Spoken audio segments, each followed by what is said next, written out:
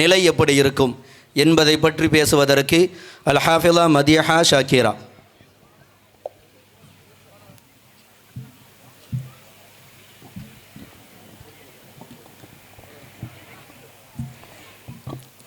السلام عليكم ورحمة الله وبركاته.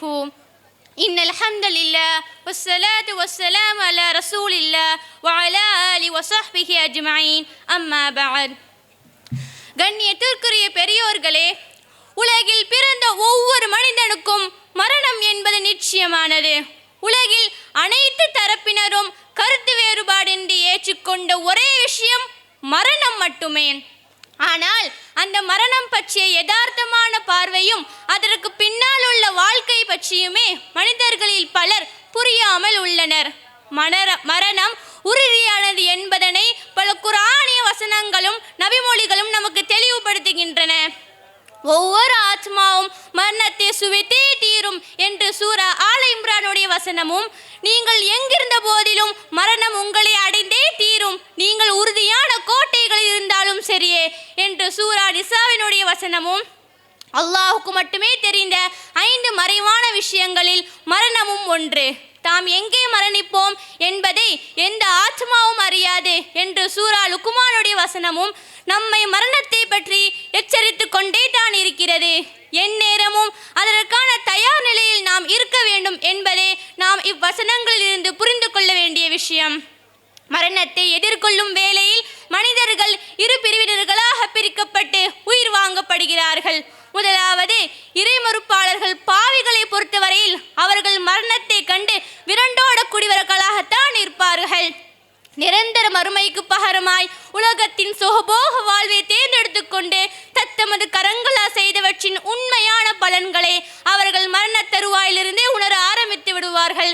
இதை பற்றி அல்லாஹ் திருமறையில் இவ்வாறு குறிப்பிடுகிறான்: இறைவா, என்னை உலகத்திற்கு திரும்ப அனுப்பிவிடு, நான் விட்டு வந்த நல்ல காரியங்களை நான் செய்வேனே என்று கூறுவான். ஆனால் அது வெறும் வார்த்தை மட்டும்தான் என்று அல்லாஹ் கூறுகிறான்.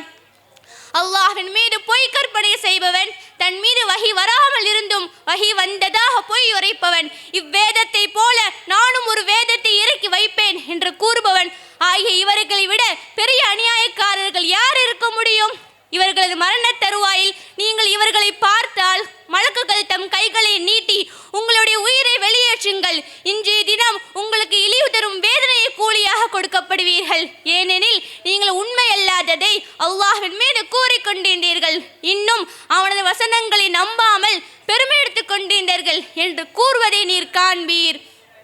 குஃபார்களின் முகங்களிலும் முதுகுகளிலும் வானவர்கள் அடித்து அவர்களை கைப்பற்றும் போது சுட்டரிக்கும் வேதனையை அனுபவிங்கள் என்று கூறுவதை நீர் பார்க்க வேண்டுமே என்று அல்லாஹ் கூறுகிறான்.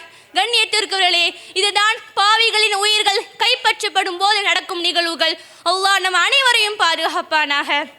இரண்டாவதாக, நல்லோராக இருக்கும் நிலையில் அவர்கள் சூனத்தை கொண்டு சோபனம் சொல்லப்பட்டு அல்லாஹ்வின் சுகந்தங்களை கொண்டு நன்மாராயம் கூறப்பட்ட நிலையிலேயே அவர்களை நோக்கி வரும் வானவர்களை சந்திப்பார்கள். மரணித்தால் நான் சுவனம் சென்று விடுவேன் என்று வாழும் மனிதனுக்கு மரணம் ஒன்றும் பெரிய சவாலாக இருக்க போவதில்லை. மாறாக அவன் தன் ரப்பை சந்திக்க எதிர்பார்த்து காத்திருந்து பெற்றுக்கொண்ட நல்ல சந்தர்ப்பமாகவே இதனை கருதுவான். நல்லோராக இருக்கும் நிலையில் வானவர்கள் அவர்களின் உயிர்களை கைப்பற்றி உங்கள் மீது சலாம் உண்டாகட்டும், நீங்கள் செய்தவற்றின் காரணத்தால் நீங்கள் சொர்க்கத்தில் நுழையுங்கள் என்று கூறுவார்கள் என குர்ஆனுடைய 140வது அத்தியாயத்தின் 32வது வசனம் கூறுகிறது. மற்றொரு வசனத்தில் அல்லாஹ் கூறுகிறான்: யார் எங்கள் இறைவன் அல்லாஹ் தான் என்று கூறி அதில் உறுதியாக நிலைத்து நின்றார்களோ அவர்களிடம் மலக்குகள் வந்து, நீங்கள் பயப்படாதீர்கள், கவலையும் கொள்ளாதீர்கள், உங்களுக்கு வாக்களிக்கப்பட்ட சூனத்தை கொண்டு மகிழ்ச்சி பெறுங்கள் என்று கூறியவாறு இறங்குவார்கள் என்றும் நல்லவர்களுக்கு சோபனம் சொல்கிறது. நபி ஸல்லல்லாஹு அலைஹி வஸல்லம் அவர்கள் ஒரு முறை, யார் அல்லாஹ்வை சந்திக்க விரும்புகிறாரோ அவரை சந்திக்க அல்லாஹும் விரும்புகிறான், யார் அல்லாஹ்வை சந்திக்க வெறுக்கிறாரோ அவரை சந்திக்க அல்லாஹும் வெறுக்கிறான் என கூறிய போது, யா ரசூலல்லாஹ், நாங்கள் அனைவரும் மரணத்தை வெறுக்கத்தானே செய்கிறோம் என்று அவர்களின் மனைவியர்களில் ஒருவர் கேட்டபோது, அவ்வாறு இல்லை, ஒரு முஃமின் அல்லாஹ்வின் அருள் அவனது சொர்க்கம் பற்றி சொல்லப்படும் போது அவன் அல்லாஹ்வை சந்திக்க விரும்புகிறான், அவரை சந்திக்க அல்லாஹும் விரும்புகிறான்.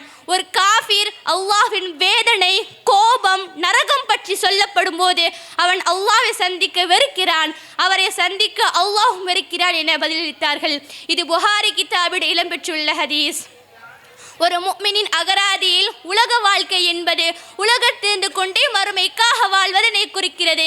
அவ்வாறு வாழும் ஒரு முஃமின் தான் காத்திருந்த அந்த சுவனத்திற்காகவும் அதன் இன்பங்களுக்காகவும் பேராவலோடு அந்த சுவன வாழ்வின் நுழைவாயான மரணத்தை எவ்வளவு மகிழ்ச்சியோடு ஏற்றுக்கொள்வான். சுபஹானல்லாஹ். இஸ்லாம் மரணத்தை ஒரு மனிதனின் உலக வாழ்விற்கும் நரக சொர்க்க வாழ்விற்கும் இடையிலான ஒரு பிரி கோடாகவே பார்க்கிறது. இறைவனை மறுத்தவன் மரணிக்கிறான் என்றால் அவன் பாவிகளுக்காக அல்லாஹ் சித்தப்படுத்தி வைத்துள்ள நரகத்தை நோக்கி புறப்படுகிறான் என்றே பொருள். உண்மையான இறை விசுவாசி மரணிக்கிறான் என்றால் அவன் உலகமென்ற சிறைச்சாலையிலிருந்து விடுபட்டு உண்மையாக தான் வாழ வேண்டிய சுவனத்தை நோக்கி புறப்படுகிறான் என்றே பொருள். இந்த உண்மை நம் அனைவரின் உள்ளத்திலும் ஆழமாக பதிந்துவிடுமானால் நாம் ஒருபோதும் மரணத்தை கண்டு அஞ்ச மாட்டோம். பிறகு மரண செய்தியை கேட்டு நொந்தோ உடைந்தோ கலங்கி விழப்ப மாட்டோம். இதுவே உண்மை. கண்ணியத்திற்குரியவர்களே, இவ்வுலகத்தை சொர்க்கமாக வாழ்வதற்கு நாம் வரவில்லை, மாறாக அந்த சொர்க்கத்திற்காக தான் இவ்வுலகத்தில் நாம் வாழ வந்திருக்கோம். எனவே அல்லாஹ் நம் அனைவருக்கும் நல்ல மரணத்தை தந்து அருள் புரிவானாக. வஆகிரு தஅவானா அல்ஹம்துலில்லாஹி ரப்பில் ஆலமீன். அஸ்ஸலாமு அலைக்கும் வரஹ்மத்துல்லாஹி வபரகாத்துஹு.